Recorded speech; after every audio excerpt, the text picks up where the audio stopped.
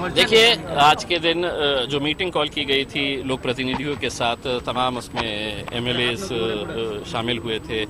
और उसके अंदर यही बताया गया है कि हमने जो लॉकडाउन लिए है उसके लेने की वजह क्या है और प्रशासन की तरफ से किस तरह के क्या क्या इंतजामात किए जा रहे हैं। ये मुद्दों को बताते वक्त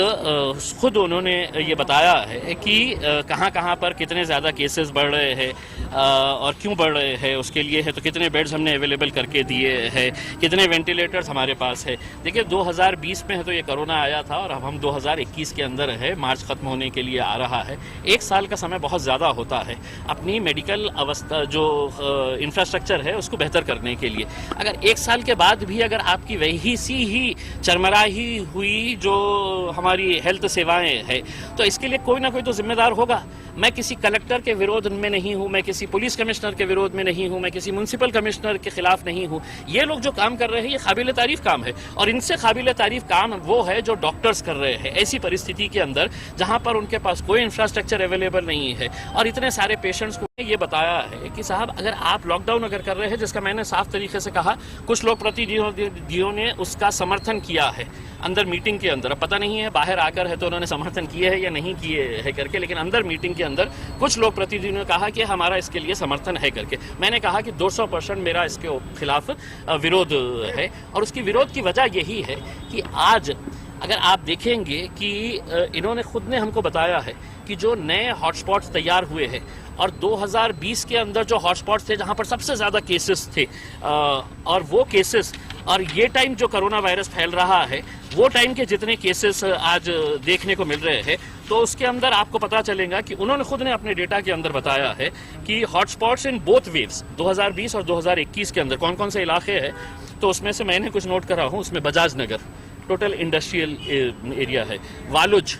टोटल इंडस्ट्रियल एरिया है, शेंद्रा पूरी इंडस्ट्रीज है और जो नए जो अभी वेव स्टार्ट हुआ है हॉटस्पॉट बने हैं वो चितेगांव और बिड़किन। यानी कि ये पूरे के पूरे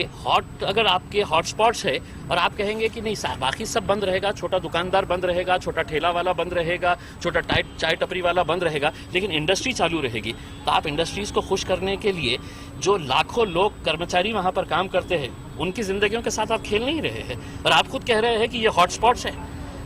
तो कहीं ना कहीं मतलब ये मेरे हिसाब से ये एक गलत जो फैसले लिए जा रहे हैं और हमारा जो 31 तारीख के दिन का जो हमने मोर्चे का ऐलान किए थे, हमने ये कहा है कि ये मोर्चा होगा और हमने पुलिस प्रशासन को ये साफ तरीके से कहा है कि साहब अगर आप जोर ज़बरदस्ती करेंगे तो आप समझ लीजिएगा अगर कुछ भी गलत अगर होता है तो इसके लिए पुलिस और प्रशासन इस वजह से सड़क के ऊपर लोग आ रहे हैं तो कोई बहुत बड़े बड़े धन्ना सेठ या उद्योगपति नहीं आ रहा है सड़क के ऊपर। सड़क के ऊपर वो आदमी आ रहा है जिसका पेट खाली है, जो अपनी भूख मिटाने के लिए सड़क के ऊपर आ रहा है कि मेरे बारे में भी कोई सोचो करके। और इसके बारे में किसी ना किसी को तो सोचने की ज़रूरत है और हमारा यही कहना है कि आप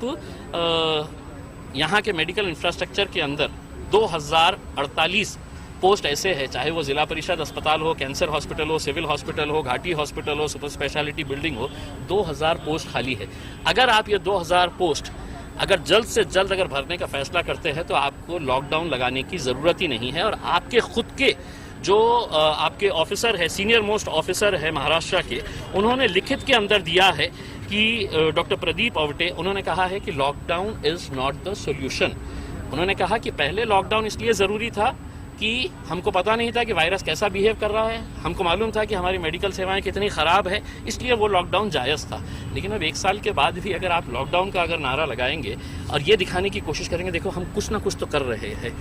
कुछ ना कुछ करने का हम दिखा रहे हैं, तो अगर आप ये फैसला कर रहे हैं लॉकडाउन का तो आप बताइएगा कि गरीबों को खाने का, उनकी कमाई का कैसा रहेगा करके। हाँ, हम पीछे कई तंजीमों का सपोर्ट है 31 मार्च के। देखिए, मैं कोई शिवसेना का या भारतीय जनता पार्टी का कोई नेता नहीं हूँ जो सिर्फ बयानबाजी करता है। मैं राष्ट्रवादी कांग्रेस और कांग्रेस का कोई नेता नहीं हूँ जो सिर्फ है तो मीडिया के अंदर बयानबाजी करता है कि हम इसको विरोध करते हैं। अगर मैं विरोध कर रहा हूँ तो सड़क के ऊपर मैं उतरूंगा और जो कुछ भी उसका नतीजा होगा, जो केसेस होंगे, तो सबसे पहला केस मैं अपने ऊपर लूँगा उसमें, क्योंकि मैं लोगों का प्रतिनिधित्व करता हूँ। आपके मोर्चे को है तो सियासी रंग देने की कोशिश की जा रही है, इसको हिंदू मुस्लिम किया जा रहा है, इस पर क्या कहें? देखिए, गरीब की कोई जात नहीं होती है, गरीब की कोई मजहब नहीं होता है, उसका कोई धर्म नहीं होता है। जब वो रास्ते के ऊपर निकलता है तो वहाँ पर वो जो अपना कारोबार करता है उसके लिए सिर्फ ये रहता है कि आज रात में मैं अपने परिवार का पेट कैसे भर सकूंगा करके उसमें ये जो लोग कर रहे हैं सोशल मीडिया के ऊपर या कुछ नेताओं ने जो बयानबाजी किए हैं ये जिसकी जितनी निंदा की जाए वो कम है। मैं तो औरंगाबाद के उन नेताओं को जिन्हें हर वक्त जब हम कोई अच्छा काम करते हैं तो फौरन हमारी जात निकाल दी जाती है, हमारा धर्म हमारा मजहब के ऊपर सवाल किया जाता है, ये इसका कोई मतलब नहीं है। इसके अंदर हम गरीबों के लिए खड़े हैं और हर वो गरीब चाहे उसकी जात क्या है धर्म क्या है वो कल सड़कों के ऊपर आएगा तो उन्हें खुद समझ में आएगा कि आप ये बार बार अगर मुद्दे निकालते रहेंगे तो अब गरीबों को भी समझ में आ गया है कि उनके हक के लिए कौन खड़े रहता है। सर जब तक प्रशासन सुनेगा नहीं तब तक आप ऐसे ही मोर्चे निकालते रहेंगे? आंदोलन जारी रहेगा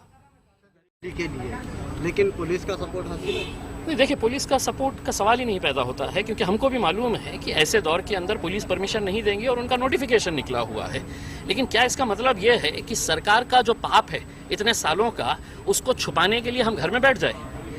भाई एज अ लोक प्रतिनिधि लोग मुझसे ये सवाल करते हैं कि साहब मैंने मेरा वोट आपको दिया है, आप मेरे लिए क्या कर रहे हैं ये बताइए। सरकार के लिए आज सबसे आसान काम अगर कुछ है तो वो ये है कि एक फरमान जारी कर दो कि लॉकडाउन लगा दिया जाए, सब घरों में बैठो और हम बैठे रहेंगे देखते रहेंगे। हमारा ये कहना है कि आज जो लोग सड़कों के ऊपर आने वाले हैं वो सब गरीब लोग हैं और उनकी गरीबी का आप इम्तिहान मत लीजिएगा, उनके परेशानी का आप इम्तिहान मत लीजिए। अगर पुलिस जोर ज़बरदस्ती करेंगी तो मैं साफ तरीके से महाराष्ट्र सरकार को ये बताना चाहता हूँ कि अगर कहीं पर भी अगर पुलिस ने अपने बल का प्रयोग किया तो आप ये समझ लीजिएगा कि कल आप हमको रोक सकते हैं, हम दोबारा परसों उतरेंगे और अगर परसों अगर आप फिर से रोकेंगे तो हम उसके एक दिन बाद फिर उतरेंगे सड़कों के ऊपर क्योंकि हम आपको नींद से जगाना चाहते हैं। ये आप लोगों की गलतियों का नतीजा है, ये आप लोगों का पाप है जो आप इन गरीबों के माथे के ऊपर फोड़ना चाहते हैं। कितने हजार लोग सड़कों पर उतरेंगे आपके साथ? देखिए साहब जो भी तकलीफ में है, जो भी गरीब है, जो भी परेशान है और जिनके सीने के अंदर दिल है, जो जानता है कि हाँ ये गरीब के लिए मुझे खड़े रहना चाहिए, वो सभी लोग आएंगे। मैंने पहले भी कहा है ये कोई राजनीतिक मोर्चा नहीं है, ये किसी एक पॉलिटिकल पार्टी का मोर्चा नहीं है। इसके अंदर जितने लोग आ सकते हैं वो लोग आइए और पूरे महाराष्ट्र की सरकार को ये बताइए कि तुम्हारे फैसले और हमारे फैसलों के अंदर देखिएगा कि कितना अंतर है।